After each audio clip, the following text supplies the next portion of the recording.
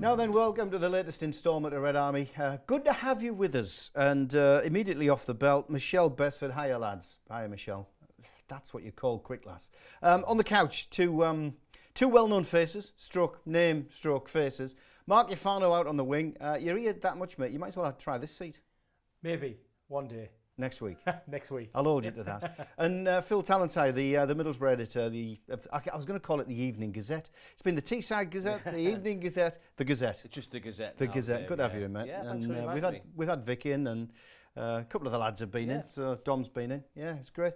Borough, it's not that great, is it? I was at Burton. I watched the Wolves game. Let's start with Burton. Mark, I'll start with you.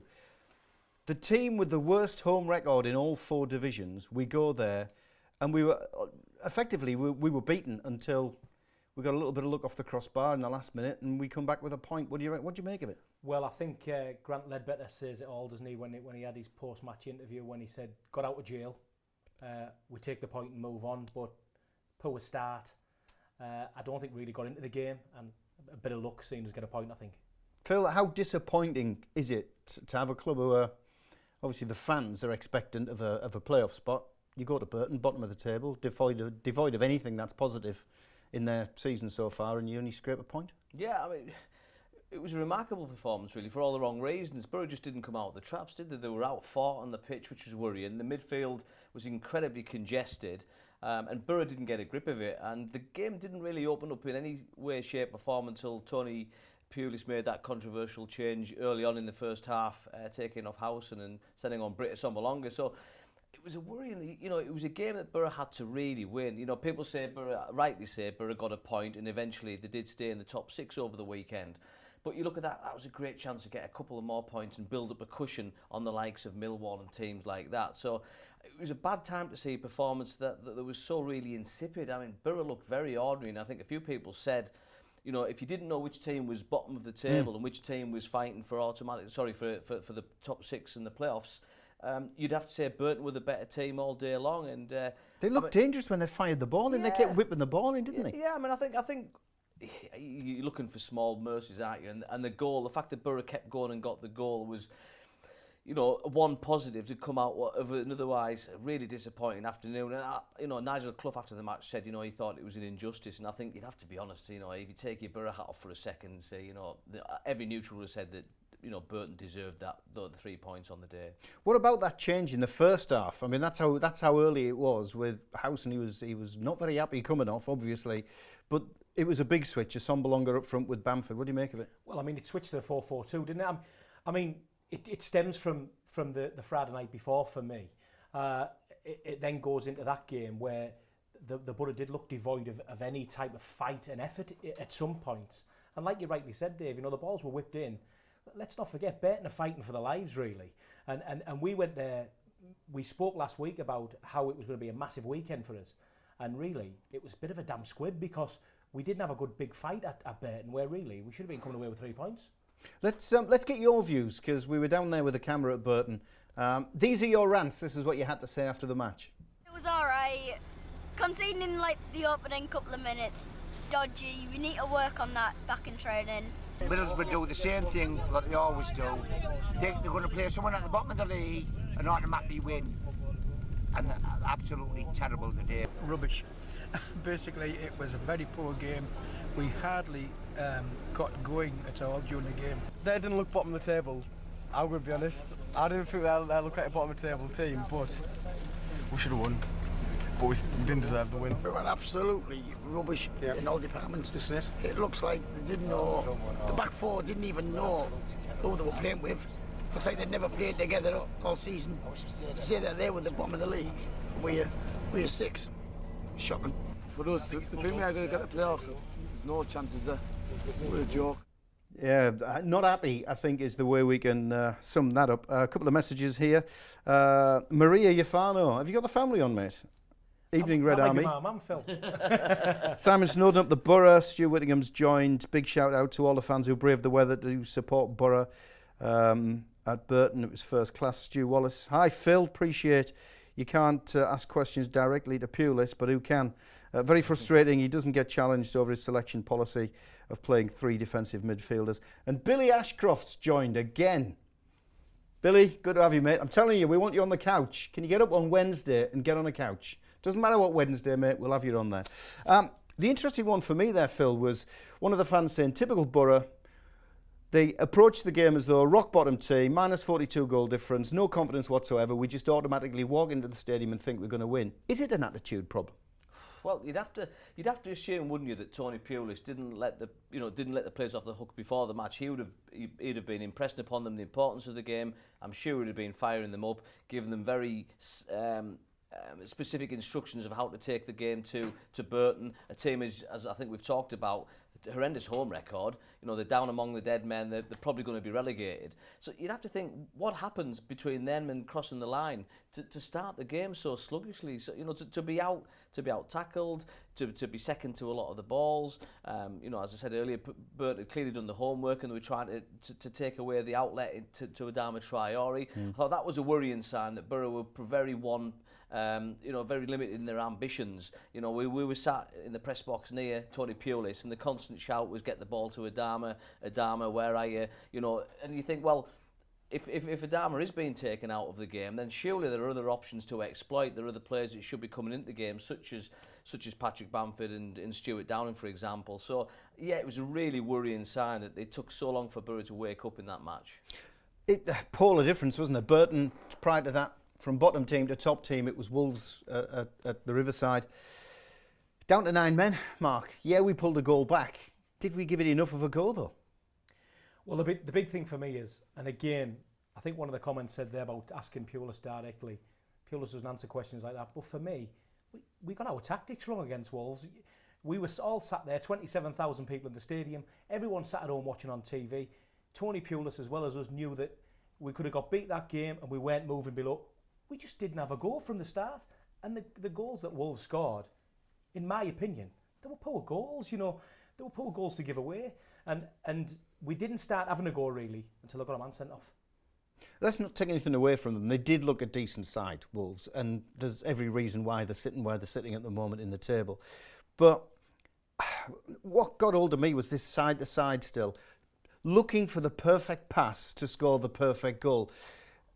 Would we not been better off, particularly when they were down to 9 men, Phil, by grabbing them by the scruff of the neck and putting them under as much pressure as we could? Yeah, I mean, I think what I would say is I thought for 20-25 minutes, I thought Borough did an okay job on Wolves. I thought, you know, kept them fairly quiet.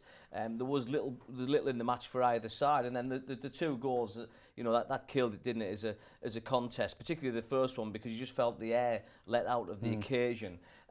Once they went down to 10 and then 9 men, Borough looked very, very ordinary in terms of inspiration, in terms of ideas, creativity.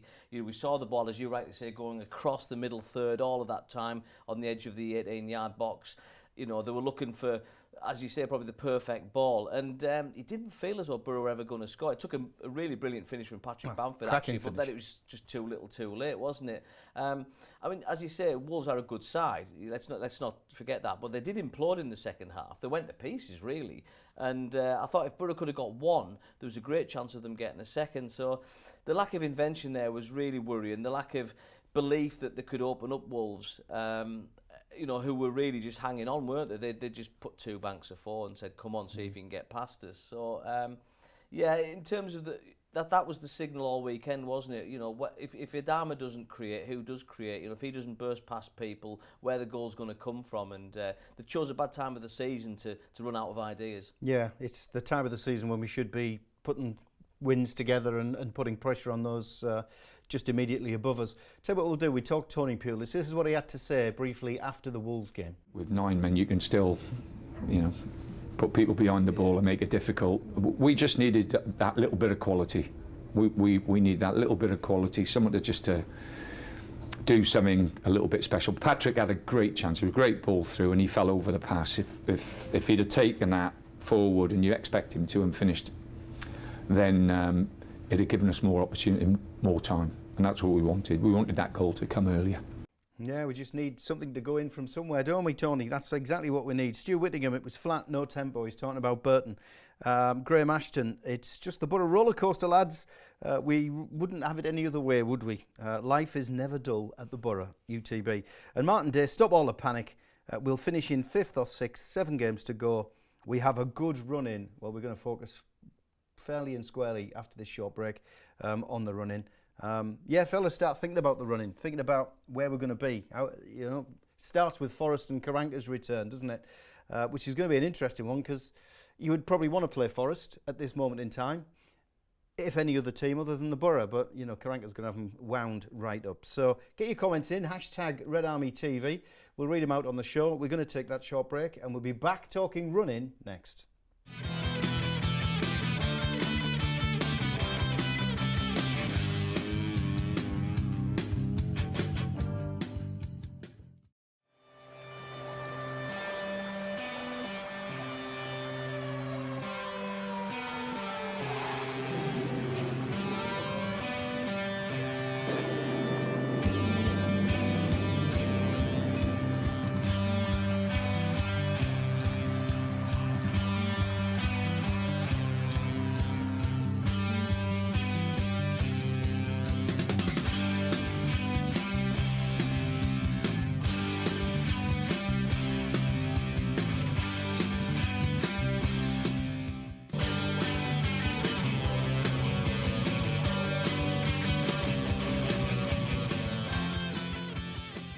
Welcome back, Mark Ufano sitting in the famous Red Settee and Phil Tallentire from the Gazette as well. Let's just bring you up to date with something that's going to be happening prior to and after the Forest game at the weekend. The mailer at the match, Saturday the 7th of April, that's this coming Saturday. Borough taking on Aitor Karanka's Nottingham Forest. All sorts of stuff happening at the Riverside from 12:30 outside the Riverside. You can hook a duck, love that one. There's rides, freestyle footballers, dance mats, henna artists, sweets, food. I like the food in particular, fellas, is what I'm going to be looking forward to because I do like the odd bit of grub. Penalty shootouts, all kinds of stuff going on. It's Borough Fusion got together with the football club Miller at the match this Saturday from 12:30. Shuts down quarter of an hour before kick-off, and then it opens again after the final whistle for a good hour and a half. So get yourself to the Riverside early on that one. Fellas, can we talk running? I'm just having a look here at the league table. I've got the running as well. It's getting pretty tight, isn't it, for the Borough? As much as we were saying earlier, it was a point from Burton, massively disappointed. We should have really taken 3 points from a game like that, but we didn't seem to lose our spot. But what has happened is the teams immediately below us are now concertinaing, can't even say the word, and getting pretty tight. It is tight in the league table, isn't it? It's very tight, and that's the problem, isn't it? You can have one bad weekend and you drop out, and there's no guarantee you'll get back in. It's going to be nip and tuck right till the finishing line. You'd have to think. You hope that Borough can stay in the top 6, but if not, at least stay within one result of being back in the top 6. I think it's a tough run, actually. I think it's difficult. I don't think you can expect teams to win match after match. We saw when Borough won promotion the last time that I think was it 4 draws on the bounce was enough in the end to get Borough over the line. But if you'd said that to the fans with 4 games to go, that 4 points will do it, you'd have said, well, no chance. But no winning 3 at the moment for the Borough, Mark. And you look at it, Derby County 65, Borough 63. They're in 5th and 6th spot. Then below, Bristol City 62, Millwall 62, Sheffield United 62, Preston North End 60, and then there's Brentford on 58. It could well be 5 or 6 teams fighting for that last spot, including the Borough. Well, that's what it's going to be. It's going to be an exciting time really towards the end of the season. I mean, like Phil said, it's not about staying in that spot. It'd be fantastic if the Borough could stay in that spot from now till the end of the season.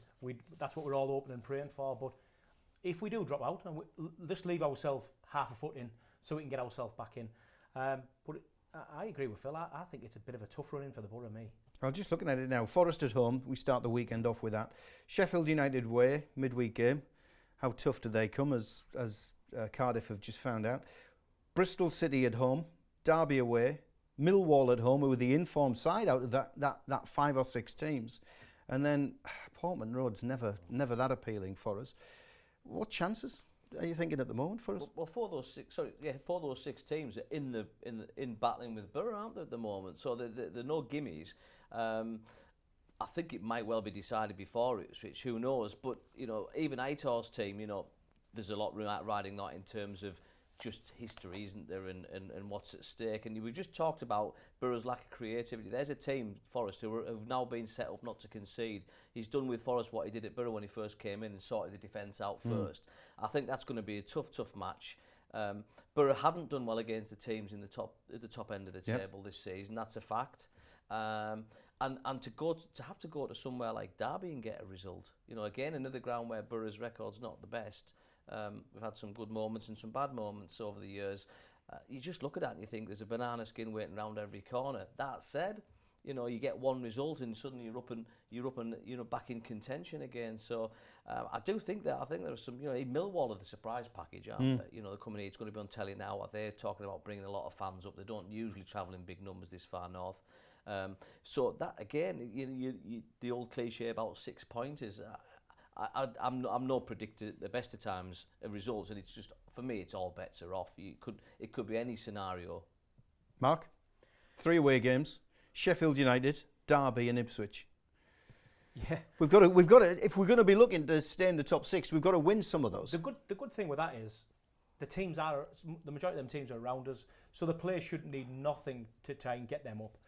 The Burton game, I can forgive fans and pundits thinking they've gone into that bottom of the league. They're just going to walk over them and look what's happened. But these teams are all fighting for your place, our place, and them players know that. So there should be no need to fire them players up for them games. Even though they've not performed that well this season against teams in the top half? Well, something's got to change, hasn't it? No, absolutely. And football, the Championship for me, and this season, you know, they say football's a funny old game. The Championship is, because one team, let's look at Derby and Sunderland last week. What I did predict, by the way. You did actually, yeah. However, Derby were woeful, you know, and then we're talking about not going there and maybe not getting something. So that's how I think the Borough should be looking. You know, we need to try and win every game as it stands at the minute. Okay, we'll take a quick break from the chat. We'll be back to talk Forest and look ahead further. But first, what's been going on in social media land? Matt is there to find out. RedArmy social media, sponsored by Person-to-Person Marketing. Right, it's that time of the week again. Let's crack on with your social media and what's being said online in the Twitter sphere.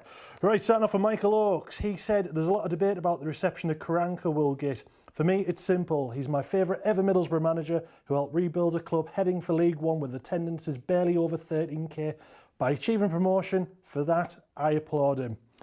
Chris Garbutt, he's now talking about the announcement that Adidas are no longer Middlesbrough's make of kit and it's gone back to Hummel. Chris has said, hopefully this new kit sponsor might teach our younger fans something about the history of our club. For me, I am loving seeing Hummel back. Can't stand the generic kit Adidas make, #Borough. Jamie Madden's added to that saying, don't think I'm too excited about Hummel as our new shirt manufacturers. Not looking forward to a retro kit at all. And Craig Close, welcome back at Hummel 1923. Keep your social media comments coming into here at Borough RedArmy. Back to you in the studio. RedArmy social media, sponsored by Person-to-Person Marketing. Thanks for that one, matey. Yeah, it looks like Hummel for the next 5 years. I remember that kit in 1986, the one with the chevrons down there. Yeah. Favourite Borough kit, that one. Was it? Yeah. No, well, let's see what they come up with for next season. That'll be a good shout. Just renewed the season cards, by the way, so might even venture into the shop and buy a kit. Let's have a look at some of the messages coming in. Michelle Besford, she was the first one up today.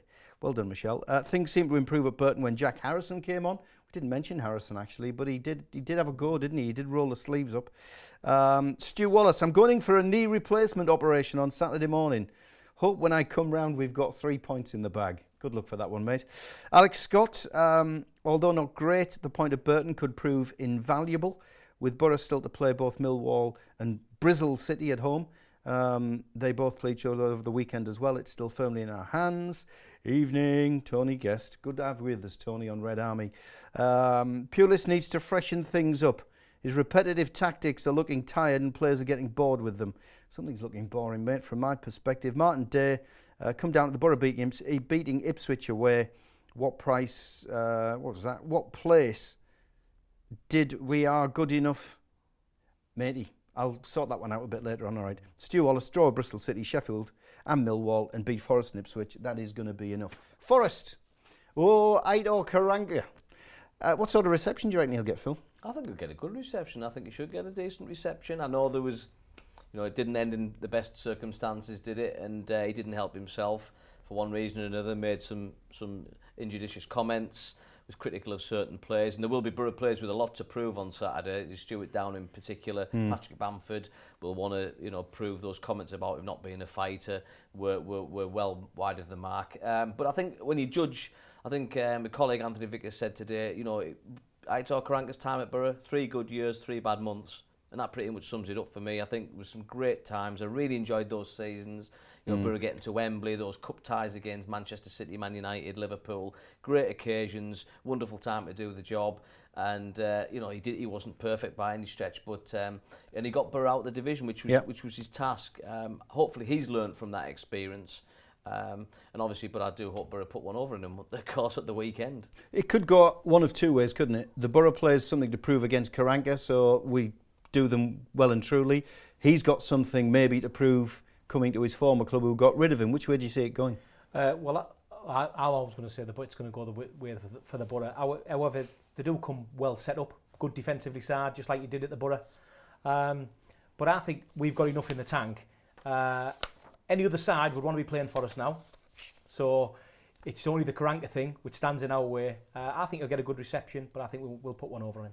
Quick mention before we wrap up and give our predictions. The Red Army travel, the bus. Sheffield United sold out. Derby's online now. Ipswich will be coming fairly shortly over the next few days. It is prediction time, fellas. We're not asking you to predict promotion or not. We're going to ask you scoreline at the weekend. What do you reckon against Forest, Phil? It's going to be tight. I think Borough have to win it. I think Borough have to win. Say 1-0. 1-0 Borough. Mark, where are you going? I'm going to go 2-1.